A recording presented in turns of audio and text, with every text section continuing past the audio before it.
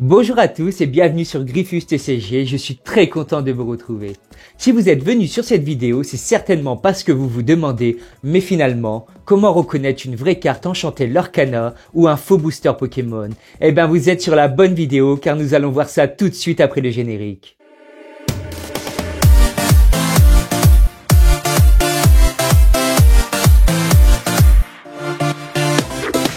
Eh bien, bonjour à tous les amis, du coup, on se retrouve aujourd'hui pour un comparatif de vraies et fausses cartes Lorcana et Booster Pokémon. Donc, comme vous avez pu le constater, je pense, nous avons changé un petit peu le setup. Mais quand je dis setup, c'est le micro, en espérant que vous ayez un meilleur son pour une meilleure immersion dans cette nouvelle vidéo. Du coup, ce que on peut constater déjà, c'est que j'ai commandé ces 3 fausses cartes enchantées de Lorcana. Déjà, nous pouvons constater que les cartes enchantées Lorcana sont incroyablement bien faites. Je vous montre ça plus en détail. Alors, regardez cette petite Mickey Mouse bandit rusé du chapitre 1. J'ai également commandé cette petite Simba, également du chapitre 1. Hop, on va essayer de faire un petit peu le focus, voilà. Donc cette petite Simba du chapitre 1. Et enfin, cette Stitch enchantée également du chapitre 1.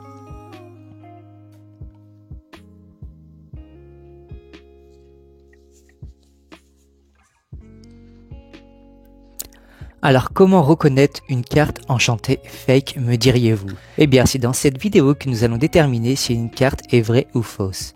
Déjà pour commencer, les 4 coins des cartes sont légèrement plus arrondis. Je vous montre l'exemple. Alors je n'ai pas ma carte enchantée que nous avons débusquée dans le chapitre 1 pour vous montrer parce qu'elle est partie en gradation. Du coup, ce n'est pas grave, on va comparer avec une carte peu commune du chat du Cheshire. C'est la première carte qui m'est venue en main. Donc comme nous pouvons le voir, les fausses cartes enchantées sont beaucoup plus arrondies alors que les vraies cartes ont une forme un peu plus géométrique.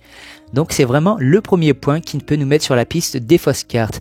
Ensuite, le nom de l'illustrateur, très important, et pour moi le point le plus important.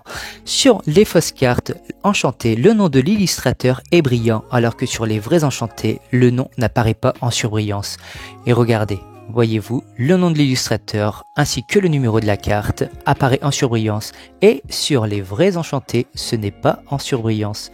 Et c'est ainsi le point pour moi le plus important qui vous fera reconnaître une fausse carte enchantée d'une vraie. Je vous mets quelques exemples de cartes enchantées vraies pour le coup, afin de vous montrer que l'illustrateur n'est pas en surbrillance. Ensuite, passons au dos. Du coup, le dos est beaucoup plus granuleux et accrocheur sur les fausses cartes, alors que sur le vrai, le dos est beaucoup plus lisse. On sent une matière beaucoup plus lisse et glissante sur les vrais et une matière beaucoup plus granuleuse et accrocheur sur les fausses cartes. Et également un dos un peu plus foncé sur les fausses cartes, mais je ne sais pas si vous le verrez en vidéo. Voilà.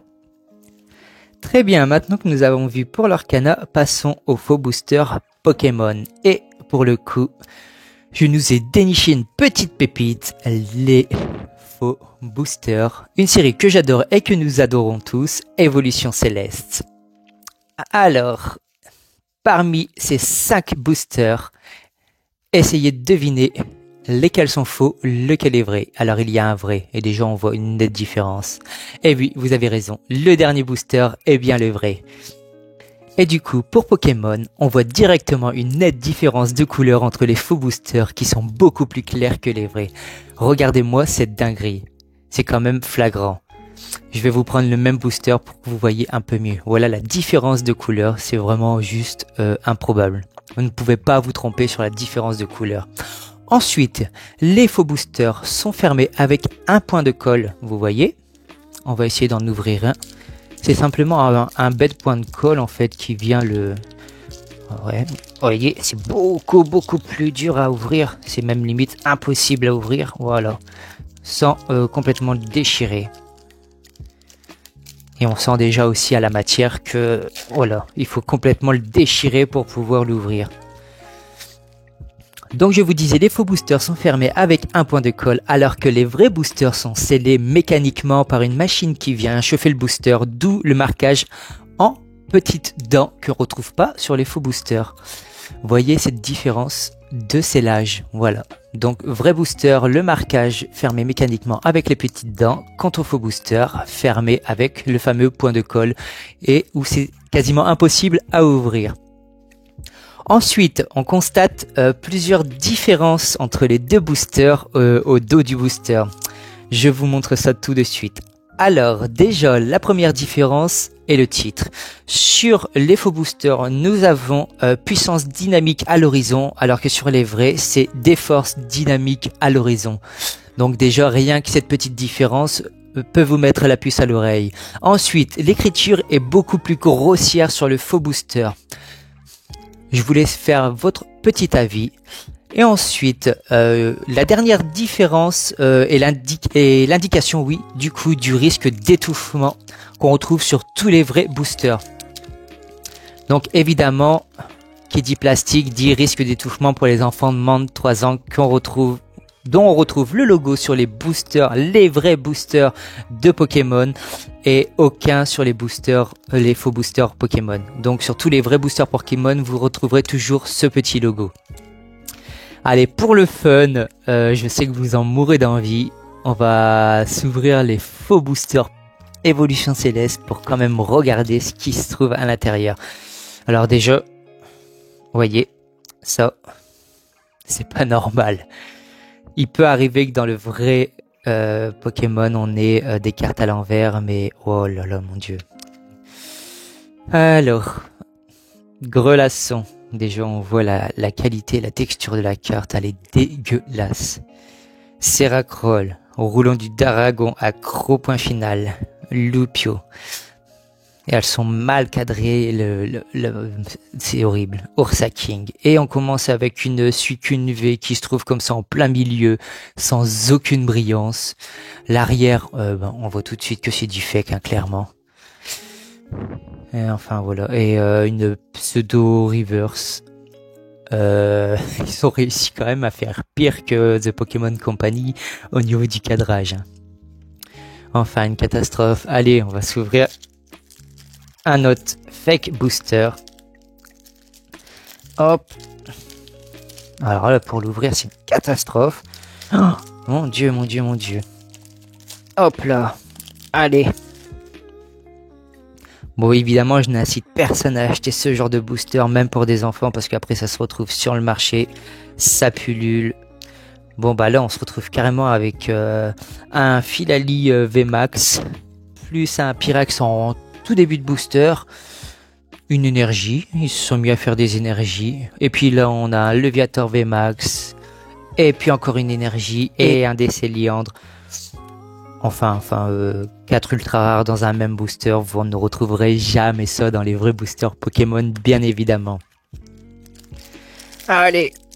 Mon Dieu, c'est une véritable bataille à chaque fois pour ouvrir un booster. Hop là.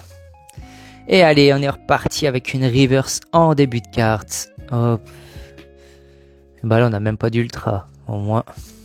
Même pas d'ultra. Et on s'ouvre le dernier fake. Hop là, et allez, c'est parti.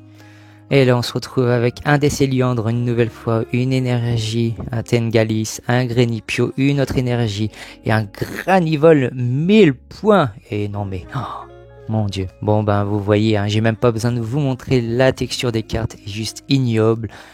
Et si vous tombez sur une carte comme ça, évidemment, c'est du fake, quoi. Allez, on va s'ouvrir le vrai booster quand même. Qui sait, peut-être une petite pépite dedans. Et l'ouverture, regardez-moi ça. Hop. Rien qu'avec ça, ça vous met la puce à l'oreille. Allez, je vous donne les petits codes. Hop. 1, 2, 3, 4.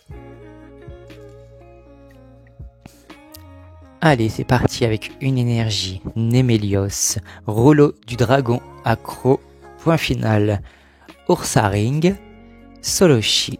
Watwat, Kulbutoke, Love Disc, Krabicock, en reverse, rouleau du dragon, accro, point final, et on termine avec, bon malheureusement rien du tout, ce sera un Scarabrit. Du coup les amis, on se retrouve tout de suite pour se faire une conclusion en 5 points, à tout de suite. En conclusion, Il est possible que certains buralistes vendent des fausses cartes Pokémon sans même s'en rendre compte. N'hésitez pas à analyser votre paquet de cartes et demandez immédiatement un remboursement si le moindre doute persiste. En effet, la loi interdit la vente de contrefaçons et de fausses cartes Pokémon. Petit 2. Si vous achetez une carte ou un booster sur internet, demandez bien au vendeur des photos sous toutes les formes, ou encore mieux, une vidéo. Il vaut mieux passer pour un gros lourdeau à demander plein de photos ou de vidéos, plutôt que de se faire avoir.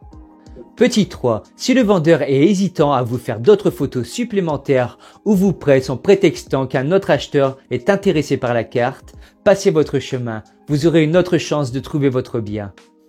Petit 4. Méfiez-vous des prix trop alléchants. Si vous tombez sur une Dracofeu set de base édition 1 en parfait état à 200 € ou une Stitch enchantée à 50 €, faites attention, il y a anguille sous roche. Et enfin, petit 5. Évitez tout ce qui est site comme AliExpress ou Temu, vous y trouverez que du faux. Évidemment, je n'incite absolument personne à aller commander des boosters sur ce genre de site. C'est de la contrefaçon qui se retrouve ensuite sur les sites de revente. Je sais ô combien les prix peuvent parfois être élevés, mais faites-vous des échanges dans la cour de récré, ou encore mieux, demandez-en à vos anniversaires ou à Noël, mais surtout, n'achetez pas sur ce genre de site. Merci beaucoup d'avoir regardé la vidéo jusqu'au bout, c'était Griffis et on se retrouve bientôt pour une nouvelle vidéo. Ciao. Eh, c'est encore moi, oublie pas de liker, partager et t'abonner.